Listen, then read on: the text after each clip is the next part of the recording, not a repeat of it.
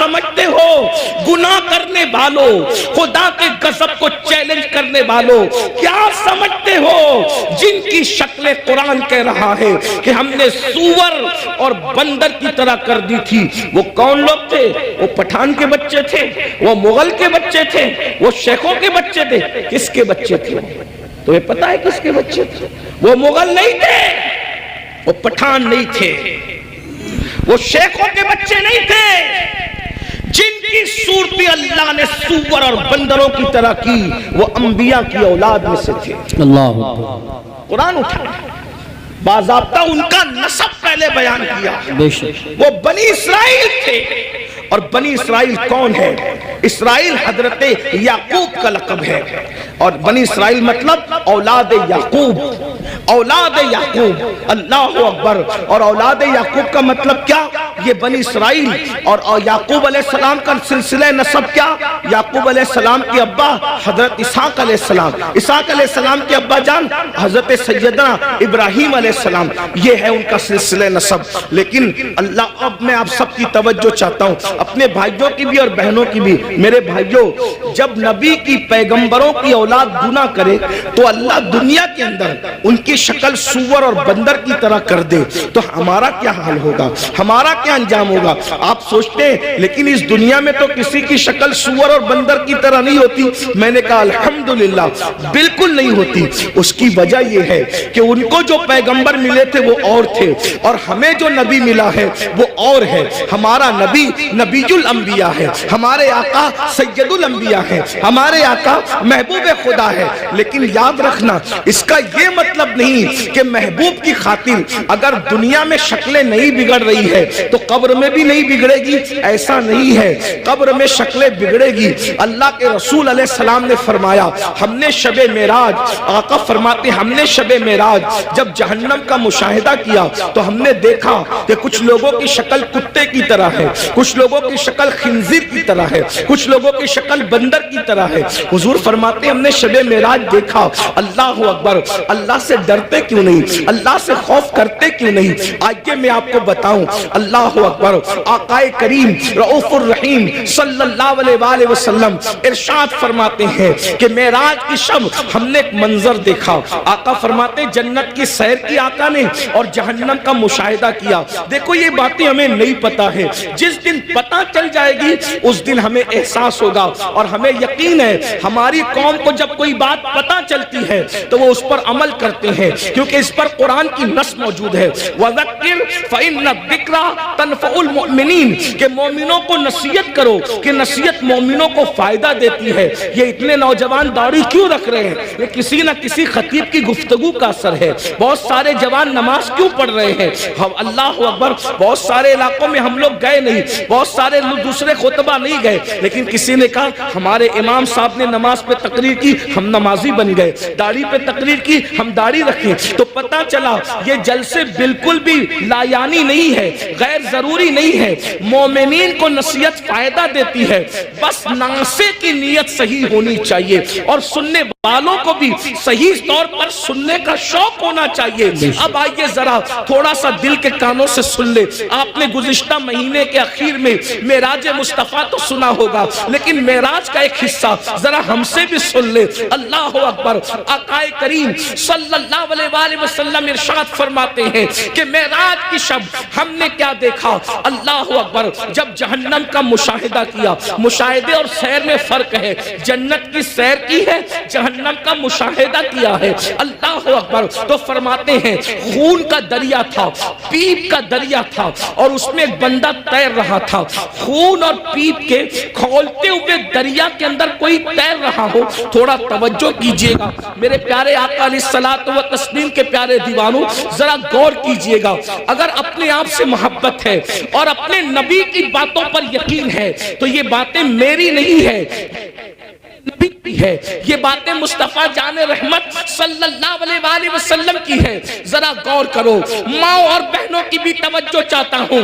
याद रखना, किसी की भी बात में शक करोगे तो कोई नुकसान नहीं होगा, लेकिन अपने नबी की बात में शक करोगे तो ईमान भी हाथ से जा सकता है।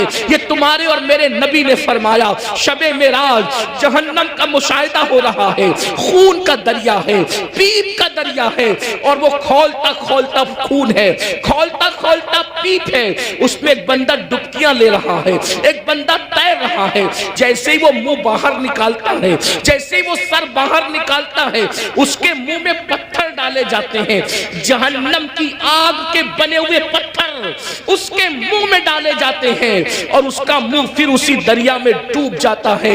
उस पर ये अज़ाब हो रहा था, रहमतुल लिल आलमीन से देखा न गया। हुजूर तड़प गए, हुजूर बेचैन हो गए, हुजूर बेकरार हो गए, और पूछने लगे, जिब्रील ये कौन लोग हैं कि खून और पीप के दरिया में डुबकियां लेते हैं, और जब मुंह बाहर निकालते हैं तो पत्थर, वो भी जहन्नम की आग के पत्थर, इनके मुंह में डालकर इनको डुबा दिया जाता है। ये दर्दनाक अज़ाब क्यों हो रहा है? तो जिब्रील अमीन ने अर्ज किया, या रसूल अल्लाह, ये आपकी उम्मत के वो लोग हैं जो दुनिया में सूद खाया करते थे, ये सूद का कारोबार किया करते थे, ये सूद का धंधा किया करते थे। मैं आपसे पूछना चाहता हूं, दुनिया ही सब कुछ है, बोलो अगर किसी सच्चे मुसलमान को ये पता चले कि सूद खाने का अंजाम क्या है, वो पीप का दरिया, वो खून का दरिया।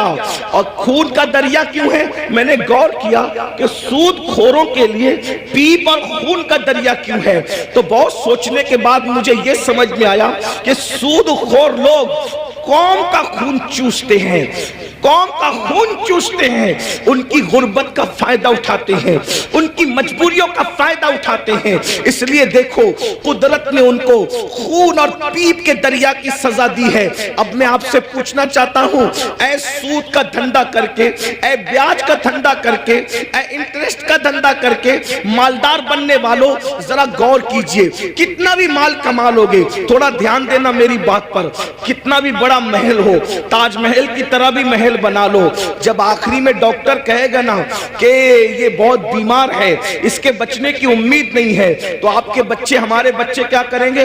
आप हो या हम हो, कोई हो, बोलो बच्चे क्या करेंगे? उठा के सीधा हॉस्पिटल में दाखिल कर देंगे। बताओ, जिस माल को अल्लाह की नाफरमानी करके कमाया था, करोड़ों रुपए का महल बनाया था हराम माल से या हलाल से भी बनाया था, लेकिन आखिरी सांसें कहां ले रहे हो? आखिरी सांसें कहां ले रहे हो? हॉस्पिटल की चार दीवारी में। यही है ना तुम्हारी दुनिया, जिस दुनिया की खातिर अल्लाह को नाराज किया, जिस दुनिया की खातिर खुदा को नाराज किया, आखिरी एंड क्या है? आखिरी अंजाम क्या है?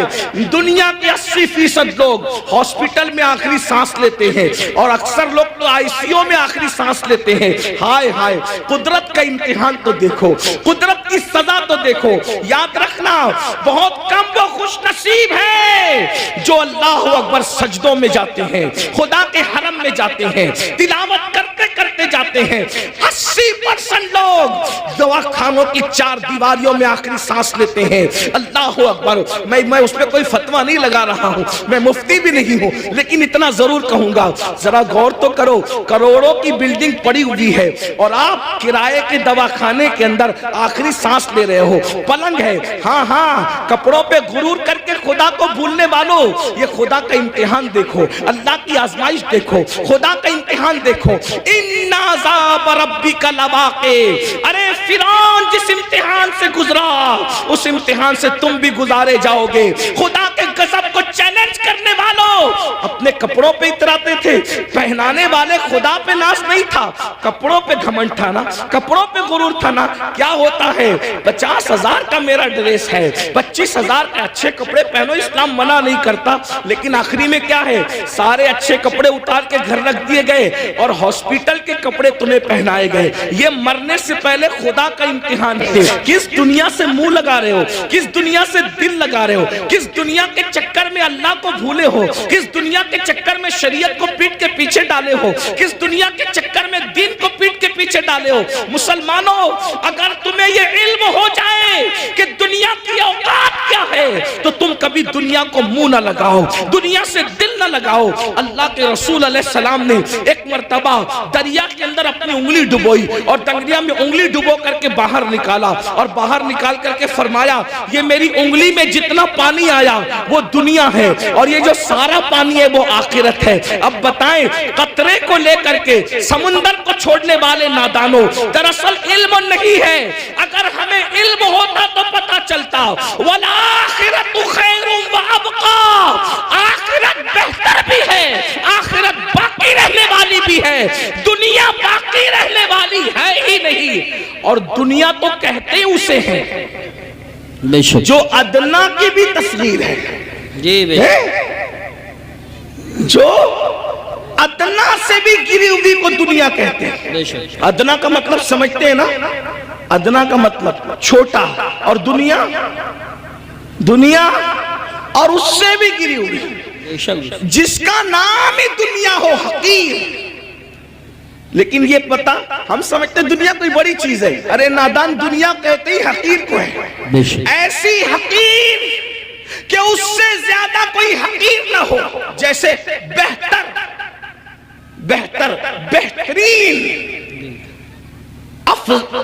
فضل افضل، درجات بڑھتے ہیں نا، جب تفضیل کے ساتھ بات ہوتی ہے تو پھر درجات بڑھتے ہیں، ایسے ہی جب تصغیر کے ساتھ بات ہوتی ہے تو پھر درجات گھٹتے ہیں نا۔ تو دنیا تصغیر ہے، کیا یہ اتنی حقیر ہے کہ اس سے بڑھ کر کوئی حقیر نہیں، لیکن ہمارے پاس یہ بھی علم نہیں ہے، دنیا دنیا بھی کہتے ہیں اور اس پر قربان بھی ہوتے ہیں، پتہ ہی نہیں ہے کہ حقیر پہ قربان نہیں ہوا جاتا۔ ارے جب فقیر پہ قربان نہیں ہوتے تو حقیر پہ کیسے قربان ہوتے ہیں؟ اگر قربان ہونا ہے تو اس پر قربان ہو جاؤ جس نے دنیا بھی پیدا کیا، آخرت بھی پیدا کیا۔ یزید دنیا پہ قربان ہوا، ختم کر دیا گیا، حسین دین پہ قربان ہوئے، آج حسین پاک کا ذکر بھی باقی ہے، ان کی نسل بھی باقی ہے۔ نعرہ تکبیر، دنیا کی خاطر، یا رسول اللہ، دنیا کی خاطر، یا رسول اللہ، یا علی، یا علی زندہ باد، دنیا کی خاطر ماشاءاللہ، اس نے دین کو پیٹ کے پیچھے ڈالا، اس کی نسل بھی مٹی، اس کی قبر بھی مٹی، اس کا دربار بھی مٹا، اس کا نام بھی مٹا۔ یہ تو ہم حسینیوں کا احسان ہے کہ بطور مذمت اس کا نام لے لیتے ہیں تو کہیں کہیں وہ یاد آ جاتا ہے۔ اگر ہم بطور مذمت جیسے شیطان کا نام آتا ہے اعوذ باللہ من الشیطان الرجیم کے طور پہ، اللہ اکبر، اگر اس طریقے سے اس لعنتی کا نام نہ لے تو کبھی لوگ اس کو یاد بھی نہ کریں۔ یہ تو ہم حسینیوں کا احسان ہے کہ مذمت کے اعتبار سے کہیں نہ کہیں وہ یاد آتا ہے۔ یہ ہے دنیا، اب اسی دنیا میں غرق ہو رہے ہو، اسی دنیا میں ڈوب رہے ہو۔ تو آقا ارشاد فرماتے ہیں ہم اور آگے بڑھے، توجہ فرمائیں، آپ توجہ تو بہت اچھی کر رہے ہیں ماشاءاللہ، لیکن مزید غور کریں۔ آقا فرماتے ہیں ہم اور آگے بڑھے تو ہم نے کیا دیکھا؟ کچھ مرد اور عورتیں ہیں جن کی چمڑیاں آگ کی کینچی سے کاٹی جا رہی ہے۔ بس میں بات طویل نہیں کروں گا اور ختم بھی کر دوں گا وقت پہ، کیونکہ ہم 1 گھنٹہ لیٹ چل رہے ہیں اور مجھے دوسرے پروگرام کی طرف، رات کے پروگرام کی طرف جانا بھی ہے۔ لیکن غور سے سن لیں، معراج کا یہ بھی حصہ ہے۔ فرمایا کیونکہ معراج میں حضور اللہ فرماتا ہے لِنُرِيَهُ مِنْ آیَاتِنَا، ہم نے ان کو اس لیے سیر کرائی مسجد حرام سے مسجد اقصی تک تاکہ ہم ان کو اپنی نشانیاں دکھائیں۔ یہ نبی کا دیکھنا ہے، نبی کا دیکھنا ہے۔ جہنم میں لوگ بعد میں جائیں گے، نبی پہلے دیکھ رہے ہیں۔ جہنم میں لوگ بعد میں جائیں گے، نبی پاک پہلے دیکھ رہے ہیں۔ توجہ کریں، یہ نبی کا دیکھنا ہے، یہ نبی کے دیکھنے کی شان ہے۔ پھر بھی کچھ لوگ کہتے ہیں کہ نبی کو غیب کی خبر نہیں۔ میں نے کہا نادان، اگر یہ غیب نہیں ہے تو پھر غیب کسے کہتے ہیں؟ حضور دیکھ رہے ہیں، جہنم میں جانے سے پہلے جہنمیوں کو اللہ دکھا رہا ہے۔ فرماتے ہیں ہم نے دیکھا کہ جہنم کے اندر کچھ لوگوں کی چمڑیاں آگ کی کینچی سے کاٹی جا رہی، آگ کی کینچی سے، اور وہ چیخ پکار رہے ہیں اور ان کی چیخ سنی نہیں جاتی۔ کیسے سنی جا سکتی تھی؟ رحمت للعالمین ہے۔ حضور فرماتے ہیں جہنم کی آگ کی کینچیوں سے چمڑیاں کٹ رہی تھی۔ اس پہ ذرا دھیان دینا، دنیا کی آگ نہیں اور دنیا کی کینچیاں بھی نہیں، جہنم کی آگ، جہنم کی کینچی اور چمڑیاں کٹ رہی، وہ چلا رہے ہیں۔ میں نے پوچھا جبریل یہ کون لوگ ہیں؟ اس میں مرد اور عورتیں ایک ساتھ تھے، وہ ننگے تھے، مرد اور ایک ساتھ تھے، ننگے تھے، ان کی چمڑیاں کٹ رہی تھی آگ کی کینچی سے اور چلا رہے تھے۔ پوچھا جبریل یہ کون ہے؟ جبریل امین نے اس کی یا رسول اللہ صلی اللہ علیہ وآلہ وسلم یہ آپ کی امت کے وہ لڑکے اور لڑکیاں ہیں، وہ مرد اور عورتیں ہیں جو سج دھج کر گھروں سے اس لیے نکلتے تھے، لڑکے اس لیے سج کے نکلتے تھے کہ ان کو لڑکیاں دیکھیں، اور لڑکیاں اس لیے سج دھج کے نکلتی تھی کہ ان کو لڑکے دیکھیں، اور ایک دوسرے کے فتنے میں بدکاری میں مبتلا ہو جائیں تو یہ ان کو آگ کی کینچی سے آج کاٹا جائے۔ دیکھیے سجنا سنورنا برا نہیں ہے، لیکن اس لیے سچ کے نکلنا کہ لوگ میری طرف گناہ کے حوالے سے مائل ہوں، بدکاری، ورنہ سج کے نکلنا تو میرے نبی کی سنت ہے۔ بے شک ام المومنین سیدہ عائشہ صدیقہ فرماتی ہیں کہ جب حضور گھر سے نکلتے تھے اگر آئینہ میسر نہیں ہوتا تو حضور پانی میں اپنی شکل انور دیکھا کرتے تھے، تو میں کہتی تھی حضور آپ بھی؟ تو آقا فرماتے ہیں عائشہ اللہ حسن والا ہے اور وہ حسن کو پسند کرتا ہے، اگر کوئی بندہ گھر سے سج سنور کر زینت کے ساتھ نکلتا ہے تو جس کے پاس جاتا ہے اس کی بھی اور جو جاتا ہے اس کی بھی اللہ دونوں کی مغفرت فرما دیتا ہے۔ ہمارے یہاں تو نماز کے لیے بھی سج سنور کر مسجد جانے کا حکم ہے، لیکن افسوس اس بات پر ہے سجنے پر اسلام اعتراض نہیں کرتا، سنورنے پر اسلام اعتراض نہیں کرتا، زینت کرنے پر اسلام اعتراض نہیں کرتا۔ اسلام یہ کہتا ہے کہ اچھی نیت کے ساتھ زینت کرو، یہ نیت سے زینت کرنا، عطر لگانا، خوشبو لگانا اور اپنی شکلوں کو سنوارنا کہ معاذ اللہ مرد اس طرح سے کرے کہ عورتیں ان کی طرف متوجہ ہو اور بدکاری میں مبتلا ہوں، اور عورتیں اس لیے سجے سورے کہ مرد ان کی طرف متوجہ ہو کر بدکاری کے اندر مبتلا ہو جائے۔ میرے آقا صلی اللہ علیہ وآلہ وسلم کی کنیزوں سے ایک بات کہنا چاہتا ہوں، سنورنا عورتوں کو ضرور ہے لیکن باہر نکلنے کے لیے نہیں بلکہ اپنے شوہر کے لیے۔ یہاں تک فرمایا گیا جو عورت اپنے شوہر کا دل خوش کرنے کے لیے بنتی اور سنورتی ہے، اللہ تبارک و تعالی ایسی عورت کو نفل نماز پڑھنے سے زیادہ ثواب عطا فرماتا ہے۔ لیکن یہاں بازار میں جانے کے لیے نہیں سنورنا، ولیمے میں جانے کے لیے نہیں سنورنا، باہر نکلنے کے لیے نہیں سنورنا، عورت کو اگر سنورنا ہے تو شوہر کے لیے سنورنا ہے۔ اور ایک بات بھی اپنی بہنوں سے کہہ دوں، اللہ کے رسول علیہ السلام نے تو یہاں تک فرمایا جو عورت عطر اور خوشبو لگا کر اپنے گھر سے نکلتی ہے کہ وہ خوشبو مردوں کو اپنی طرف مائل کرتی ہے، ایسی عورتیں قیامت کے دن زانیہ عورتوں کی حیثیت سے اٹھائی جائے گی، اللہ اکبر، زناکار عورتوں کی حیثیت سے اٹھائی جائے گی۔ عورتوں کو باہر نکلتے وقت تو خوشبو بھی نہیں لگانا چاہیے اور برقع بھی ان کو ایسا پہننا چاہیے کہ اتنا ڈھیلا ڈھالا برقع ہو کہ اللہ اکبر کہ پہننے والی عورت جو ہے وہ اس کا جسم چھوٹا ہے یا بڑا ہے، اس کا جسم دبلا ہے یا موٹا ہے، اس بارے میں کسی کو اندازہ نہ ہو۔ اتنے ڈھیلے اور اتنے بھدے کپڑے پہننے چاہیے برقعے کے حوالے سے۔ لباس اچھا پہنو لیکن برقعے کا کپڑا بھدا ہو، برقعے کا کپڑا چمکیلا نہ ہو، برقعے پہ ڈیزائن نہ ہو۔ امام غزالی رحمت اللہ علیہ نے آج سے 900 سال پہلے فتویٰ دیا تھا کہ ڈیزائن والا برقع پہننا جائز نہیں ہے۔ 900 سال پہلے عورتوں کو ڈیزائن والا برقع پہننے سے منع کر دیا گیا، اور آج تو برقعے کے ڈیزائن تو دیکھو کہ معاذ اللہ جو نہیں دیکھنے والا وہ بھی دیکھنے لگے۔ یہ کیفیت ہے، یہ حالات ہیں۔ اس لیے میں اپنی بہنوں سے کہوں گا دیکھو یہ دنیا ہے بہنوں، یہ دنیا ہے، ایک جملے کے لیے اپنی آخرت برباد مت کرو۔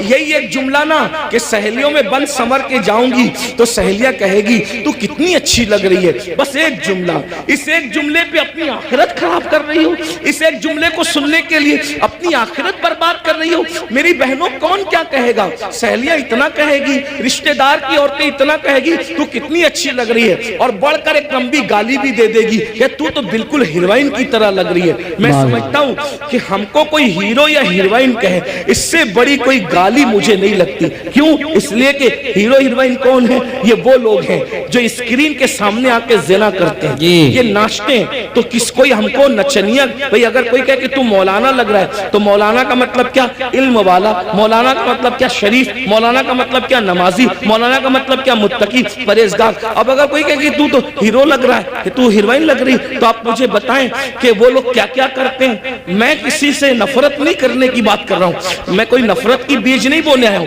لیکن ایک بات کہتا ہوں، اسکرین پر آ کر کے زنا کرتے ہیں کہ نہیں کرتے؟